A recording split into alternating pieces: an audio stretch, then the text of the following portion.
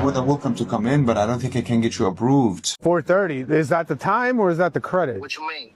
A low credit score doesn't always stop the dealership. It just changes the tone of the conversation from what car do you want to how bad do you want it. So the guy's got a 430 credit score. That's not the time he's coming in. He has a chuchero. I don't know if I'm even saying that right, but I guess we need some music. He's got a couple bucks down. We'll see what we can do. You were interested in the Honda Accord, right? Yeah, I called the other day and you wasn't there. Yeah, I'm here today, man. I'm looking at the car. It's a beautiful car, nice color. I got by you today and my Charlotte is really nice. Okay, cool. I want that car. So I gotta tell you what's up with that car. I don't know if that's possible, but I want to put some music in that car, some chuchero in there. Chuchero? What's a chuchero? If I finance that car? I mean, you can finance. I don't know what a chuchero is. That's that music system. You know, you be at the parks on the Sunday, those Okay. big boxes that you put on it.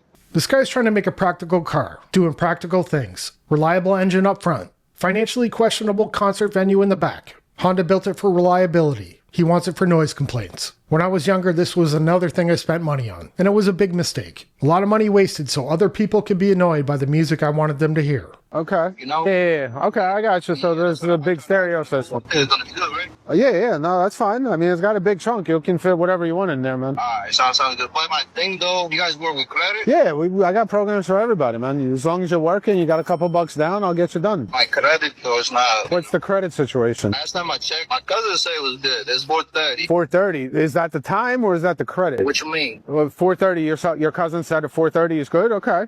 No, I get out at 330. Oh, you get it at 330. I got you. Sorry, it's a little noisy outside. All right, so 430 credit score. What kind of down payment you working with? I got like 7,000. 7,000? I don't want to put that much. So we've got a horrible credit score, one of the absolute worst. And in these clips, when the salesman asks how much money do you have to put down, I think a lot of these people are answering with their entire net worth. This guy says he has $7,000 down, and on paper that sounds like a good down payment. But if that $7,000 is all the money he has in the world, then he can't afford to put it down. Because now he's not just trying to buy the car. He's trying to empty his savings and finance the rest. Okay. We can do it with like 35. I mean, it's possible. Listen, anything's possible. I got a trip to the yard at the end of June, so. I got you. Well, listen, you need a car to get around, right?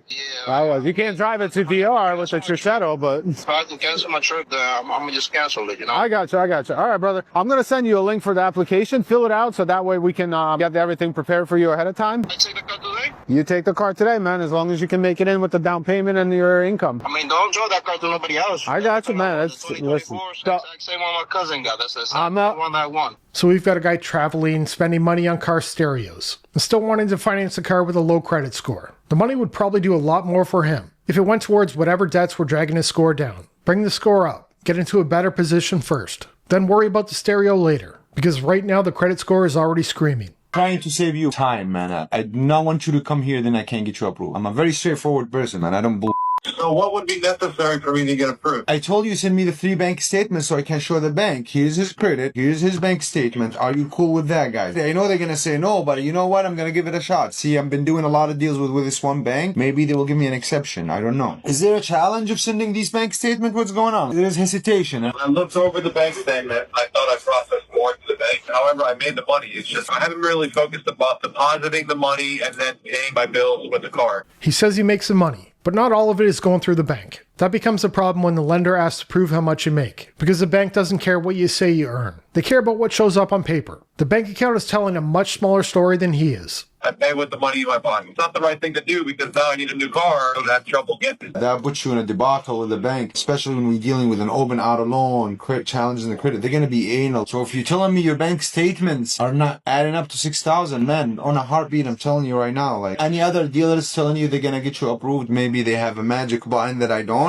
They need $6,000 for No. I do not know how much they need. You said 6,000. I am going to go to the bank, tell them, yes, he has an open auto loan. Yes, he has challenges in the credit, but he makes good money and his wife is the one who's paying, or his fiance is paying for the second loan. It's not surprising that someone with bad credit also isn't depositing all their money into the bank. And I hate it when they call it challenge credit. The credit isn't challenged. The credit is doing exactly what the person taught it to do. I deposit pretty much everything, other than a small amount of cash for tips. Anything over $100 goes into the account, because I want a record of where my money is going. That record matters, because when you need to prove income, trust me, is not a bank statement. Can we get him a loan? This is how I was going to approach the conversation, right? Trying to get you an exception. And if they see that it's doable, they'll do it. But if you're telling me I can't prove even $6,000 monthly, I mean, for a fact that the underwriter is going to say, no, this is a high risk loan. I don't want to do it. It's about 4,000. Even no, $4,000 qualify you for one auto loan. You already have one auto loan, my man. Think about it. Between your car payment and rent, and even though you don't pay the car, that's $3,000 in life. First vehicle he's gonna give away is the vehicle that he just purchased. Again, that's how they think. He might be bringing in more than what shows up on paper, but to the lender, the paper is the income. If only $4,000 is documented, then that's the number they're going to use. The extra money might help in real life, but in the finance office, invisible income doesn't help the application. Let me see if I can send you something over, and I'll send you my cash app statement. You see what you can do, and we'll go from there. Because I like the car. I'm 26 years old. The reason why my credit's bad is because the auto loan I've had to a buy here, pay here, so it's not reported to my They're not credit. reporting, yep. But the fact that I have a truck 2.5 years to a buy here, pay here, and I still have the truck, what does that tell you? 100%, man. The problem is with banks. I told you, they tell you show me the money, which is a credit score, right? Like, send the information my way. Let me see what I can do, man, with the bank. I'll talk to them and we'll go from there. He says part of the reason his credit score is low is because of a buy here, pay here dealership, and he's been making payments for a few years. Like, that proves the situation is fine. Paying your bills is great, but ending up at a buy here, pay here in the first place usually means something already went wrong.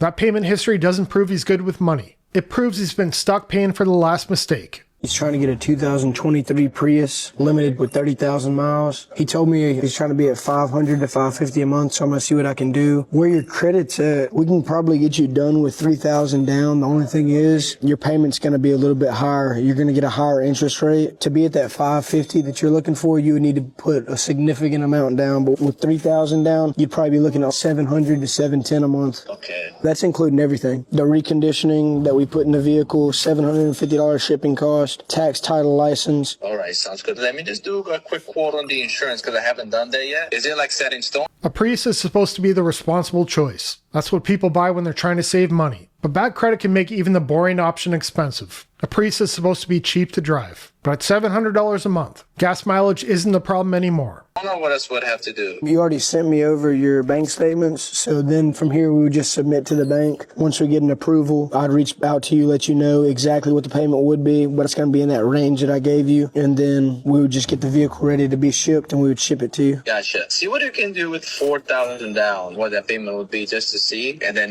let me know. Every $1,000 you put down, it's going to change your payment $18 to $20. $18 to $20? It's better to take the deal than refinance it later, right? Yes. Okay, yeah, that's what I'm thinking too. I just need a car to commute, because if I'm all in under 1,000, I'm able to pull the trigger on it. It's better to take the deal and refinance later. No, it's not. That only works if the credit improves, the car holds enough value, and another lender actually wants the loan. None of that is guaranteed. Refinance later is usually just dealership language for sign today and deal with the problem after we get paid. I'm gonna go a little off hinge here. Everyone wants to blame the dealers. I saw a video with Frank Slope, Pinal County Sheriff Deputy, that said this amazing thing is when a teacher does something wrong, they don't categorize the entire teacher industry, they categorize that one teacher. But when a police officer does something wrong, it's the entire police force that is bad and wrong and corrupt. It's the same thing with the automotive dealership. One dealership does something wrong, and it's the entire industry. Well, let me tell you this. One dealership does something wrong, and suddenly everybody thinks all dealerships are bad. I get the point he's trying to make, but dealerships didn't get this reputation because of one salesman back in 2009. They got it because half the industry treats confusion like a sales strategy. There is only one way to get back at the dealership automotive sector in our country, and that's by you as a consumer not doing dumb things. But it's impossible. People said all the time, stop paying over MSRP. But there was somebody out there who had to have it, and they paid over MSRP, yet the dealers get blamed. If there is no market for those shenanigans, then we don't have a market. People will just die and go off to whatever and not buy cars. And there's only two reasons why people get negative equity. Customers are definitely doing stupid things, but dealerships are not innocent bystanders here. If people are willing to pay over MSRP, of course dealerships are going to take the money. That's how the market works. But there's a big difference between accepting demand and pretending the dealership had no part in pushing the price higher.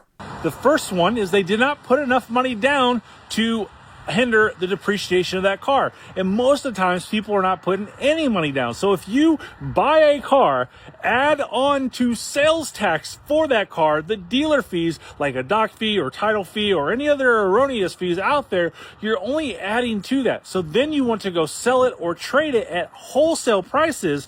That does not help you have positive equity. He says the way to avoid negative equity is simple. Just put more money down. And sure, that helps with the math, but it also skips the bigger problem. If the only way a deal makes sense is by dumping a pile of cash in it, maybe the car was too expensive in the first place. If you trade on a routine basis and you do not put money down, you are going to have negative equity. You as a consumer buy retail. You as a consumer trade wholesale. There is a huge difference. If I were to use this phone that I'm recording on, sell this watch, sell this coat, I would have negative equity, but that negative equity is so much lower than it is on cars like this, and it affects you much greater. But you never want to blame yourself. You only want to blame us dealers. His whole argument for avoiding negative equity is bring more money. Sure, a bigger payment can protect you from being upside down, but that doesn't mean the car was priced well. It doesn't mean the loan was smart. It just means you paid more up front. So the bad part looks smaller on paper. That's it for this one. Thanks for watching. I'll see you in the next one. Bye.